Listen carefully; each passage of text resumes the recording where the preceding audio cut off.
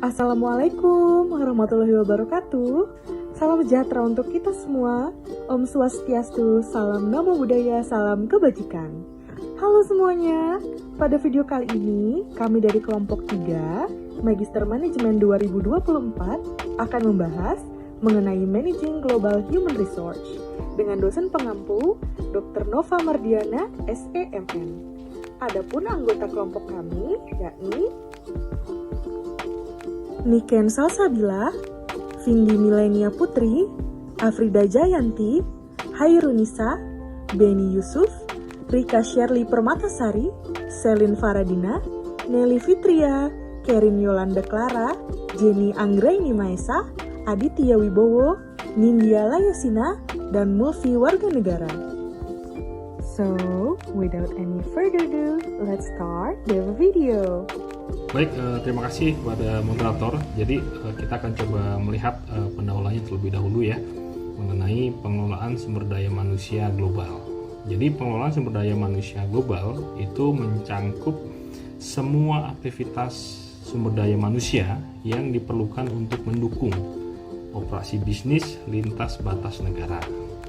Hal ini termasuk dari proses rekrutmennya, kemudian pelatihan atau training, pengembangan, kompensasi atau penggajian, dan manajemen kinerja karyawan di berbagai lokasi internasional. Ketika perusahaan berkembang ke pasar global, mereka akan menghadapi kompleksivitas tambahan terkait dengan perbedaan budaya, hukum, dan ketenagakerjaan, serta praktek manajemen dan lingkungan bisnis di berbagai negara di mana tempat perusahaan tersebut beroperasi. Tantangan dalam pengelolaan SDM global.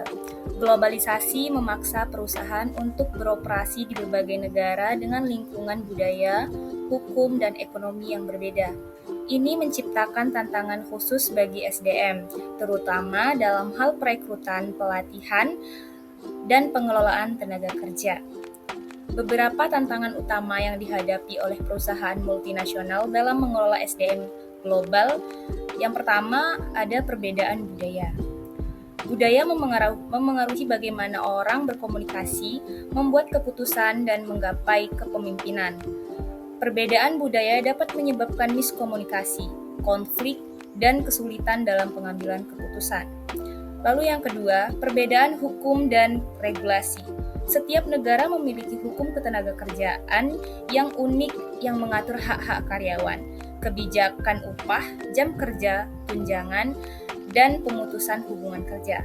Perusahaan harus memahami dan mematuhi hukum-hukum ini untuk menghindari sanksi dan masalah hukum.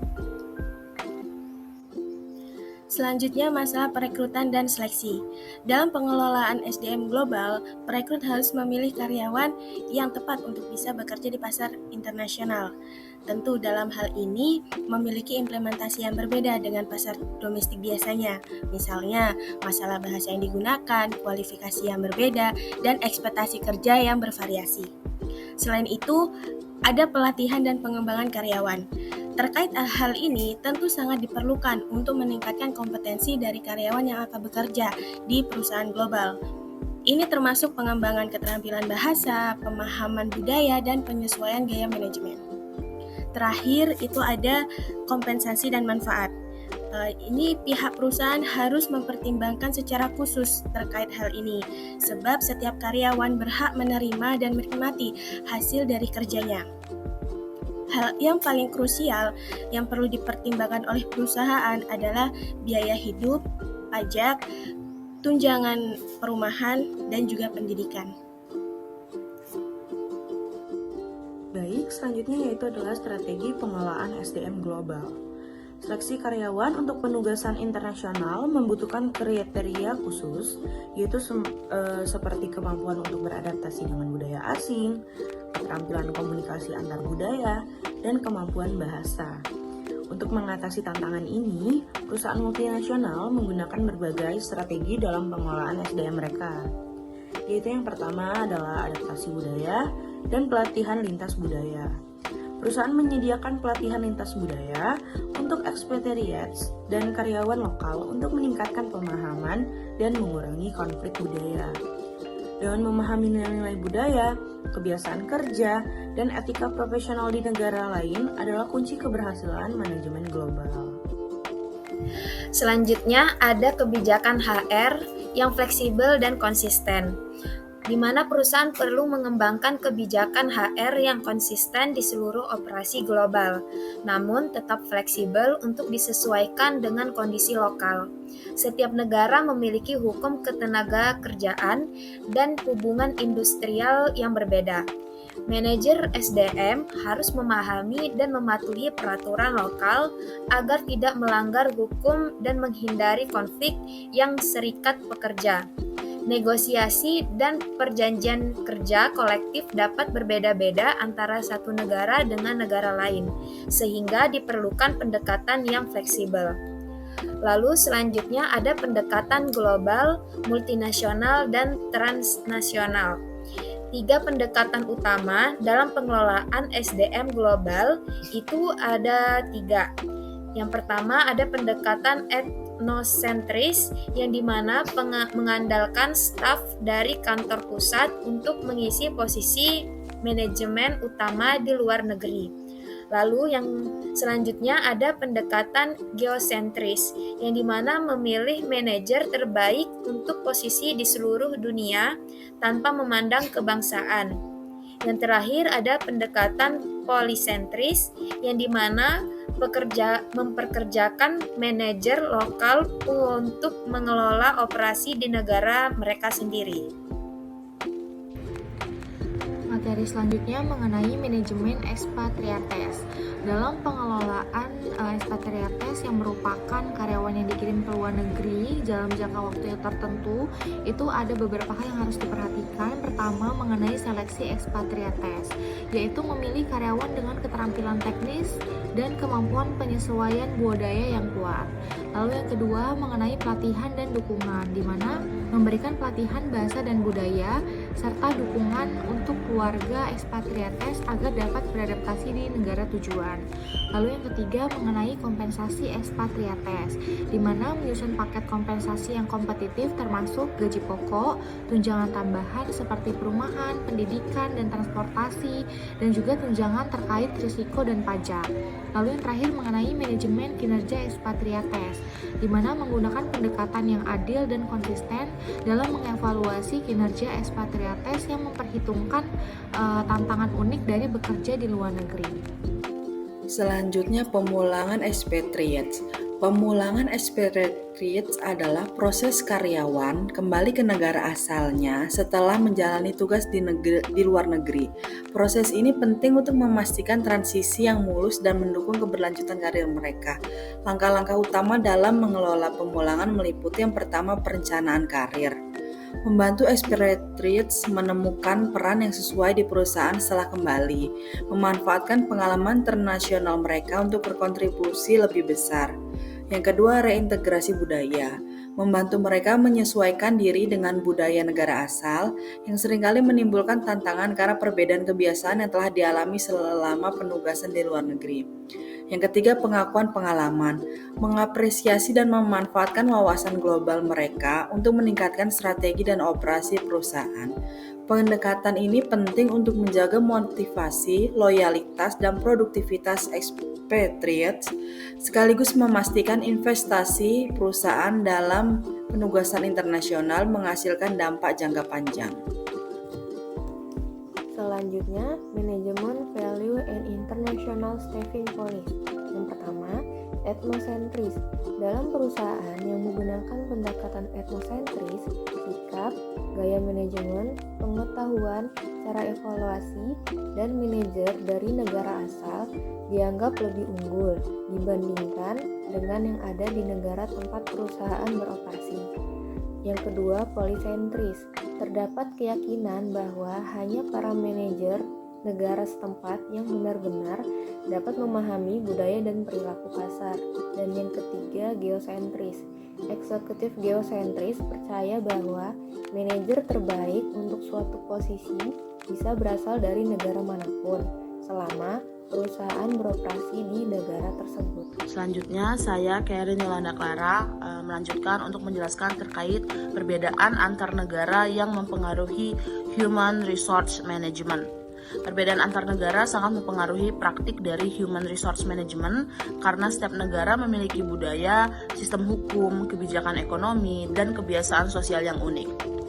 Berikut saya jelaskan 3 aspek yang memperlihatkan perbedaan antar negara dalam mempengaruhi HRM. Yang pertama, cultural factors, yaitu perbedaan budaya, di mana perbedaan budaya menempatkan diri dalam perbedaan cara orang dari berbagai negara dalam berpikir, bertindak, dan menganggap orang lain untuk bertindak. Selanjutnya yaitu ada economic system, di mana tingkat pengangguran, keterampilan tenaga kerja, dan kebijakan pemerintah dalam mendukung investasi SDM mempengaruhi perekrutan dan pelatihan. Contoh, negara dengan ekonomi maju cenderung fokus pada reskilling dan teknologi, sedangkan negara berkembang lebih fokus pada pelatihan keterampilan dasar.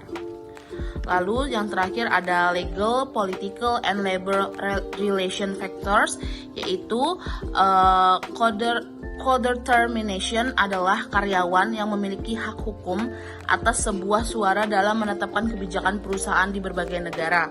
Pengelolaan global juga memerlukan pemantauan risiko politik, di mana risiko politik ialah setiap tindakan pemerintah atau peristiwa bermotif politik yang mempengaruhi profitabilitas jangka panjang atau nilai perusahaan.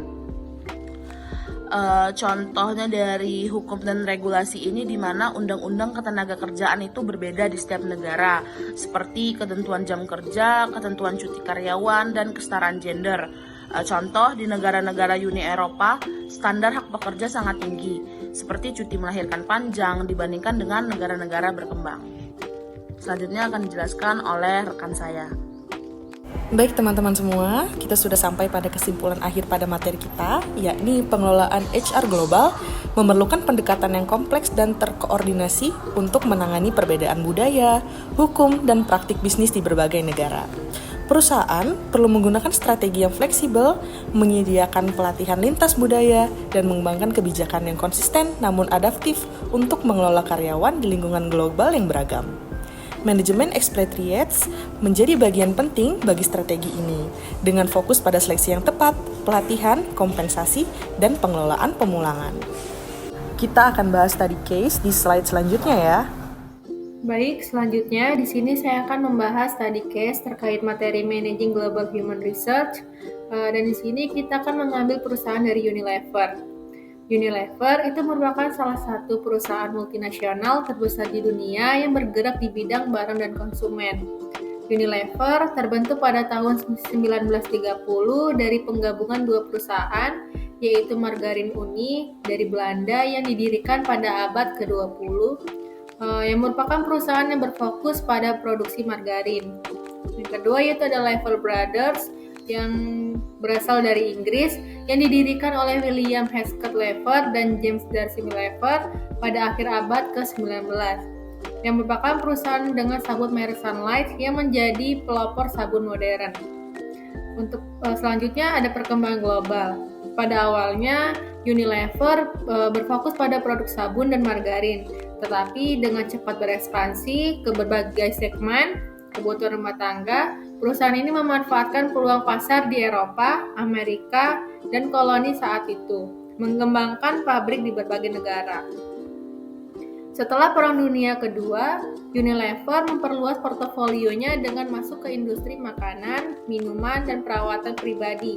Akuisisi merek pasar seperti Lipton, Dove, Knorr, dan Ben & Jerry memperkuat posisi globalnya. Dan di era modern saat ini, Unilever berfokus pada keberlanjutan dengan meluncurkan Unilever Sustainable Living Plan dan mengadopsi teknologi digital untuk memperluas jangkauan konsumen global. Saat ini, Unilever hadir dari lebih 190 negara dan menjadi salah satu perusahaan barang konsumen terbesar di dunia. Strategi Human Resource Global. Unilever mengadopsi pendekatan yang terintegrasi untuk mengelola SDM di berbagai negara. yang mencakup kebijakan global yang diterapkan di seluruh dunia namun tetap fleksibel untuk disesuaikan dengan kebutuhan lokal. Rekrutmen dan seleksi. Unilever mengidentifikasi kebutuhan tenaga kerja di berbagai pasar internasional dan menggunakan metode rekrutmen yang berbeda di setiap negara sesuai dengan karakteristik pasar tenaga kerja lokal. Pelatihan dan pengembangan global. Unilever memberikan program pelatihan dan keterampilan yang diperlukan di tingkat global seperti keterampilan manajerial dan teknis. Namun tetap memberi perhatian pada pengembangan keterampilan yang relevan dengan budaya lokal. Oke, saya lanjutkan. Unilever sebagai perusahaan global di dunia melakukan pendekatan yang holistik untuk memastikan manajemen sumber daya global mereka berjalan dengan efektif. Yang meliputi adalah pendekatan kompensasi dan imbalan, manajemen kinerja global, pemimpinan, pengelolaan keberagaman, dan pendekatan kinerja dan budaya. Oke, saya mulai dari pendekatan kompensasi dan imbalan. Kompensasi dan imbalan adalah salah satu faktor yang penting dalam memastikan bahwa perusahaan dan pekerja seimbang, meliputi gaji pokok, bonus, dan tunjangan tambahan seperti asuransi kesehatan, program pensiun, dan yang paling penting adalah imbalan dan kompensasi non-material, meliputi pengakuan kinerja, kesempatan pengembangan diri, kesempatan pengembangan karir, dan lingkungan yang positif. Selanjutnya adalah manajemen kinerja. Maksudnya adalah kinerja atau hasil kerja dari setiap pekerja itu terfokus pada penetapan tujuan, umpan balik yang berkala, serta pengembangan individu. Proses ini melibatkan evaluasi kinerja yang jelas dan terukur, di mana karyawan diberikan kesempatan untuk berkontribusi secara aktif dalam proses penilaian. Tujuannya jelas adalah untuk meningkatkan kinerja individu dan tim, serta mendukung pencapaian tujuan perusahaan secara keseluruhan. Selanjutnya adalah kepemimpinan. Di dalam Unilever, kepemimpinan fokus pada pengembangan pemimpin yang mampu menginspirasi dan memotivasi tim. Perusahaan mendorong pemimpin untuk beradaptasi dengan perubahan dan mempromosikan budaya kolaboratif. Pelatihan kepemimpinan dan program pengembangan diadakan untuk memastikan bahwa pemimpin memiliki keterampilan yang diperlukan untuk menghadapi tantangan masa depan. Kemudian pengelolaan keberagaman. Unilever sangat menghargai keberagaman dan inklusi di tempat kerja.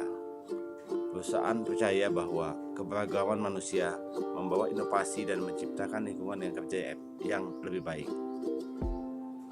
Unilever mengimplementasikan kebijakan yang mendukung kesetaraan kesempatan, serta program untuk meningkatkan partisipasi kelompok yang kurang terwakili. Inisiatif ini tidak hanya mencakup gender, tetapi juga meliputi ras, etnis, agama, dan berbagai latar belakang budaya. Terakhir adalah hubungan Unilever terhadap kepatuhan terhadap regulasi. Unilever memiliki hubungan yang konstruktif dengan serikat pekerja dan pemangku kepentingan. Mereka berkomitmen untuk mematuhi semua regulasi ketenagakerjaan di lingkungan setiap negara yang mereka tempati untuk beroperasi. Hubungan industrial yang baik membantu menciptakan suasana kerja yang harmonis dan mengurangi risiko konflik. Kesimpulannya adalah Unilever menerapkan pendekatan yang holistik, menyeluruh dalam manajemen sumber daya manusia yang mencakup kompensasi yang adil, manajemen kinerja yang efektif, kepemimpinan yang inspiratif, pengelolaan keberagaman yang inklusif, serta hubungan industrial yang harmonis. Selama ini bertujuan untuk menciptakan lingkungan kerja yang produktif dan berkelanjutan, serta mendukung tujuan strategis perusahaan. Terima kasih. Hai teman-teman semua, kita sudah tiba pada akhir video ini. Demikian presentasi dari kelompok kami. Semoga materi yang kami sampaikan mengenai Managing Global Human Resource dapat bermanfaat bagi kita semua. So, see you on our next one. Thank you for watching and bye-bye.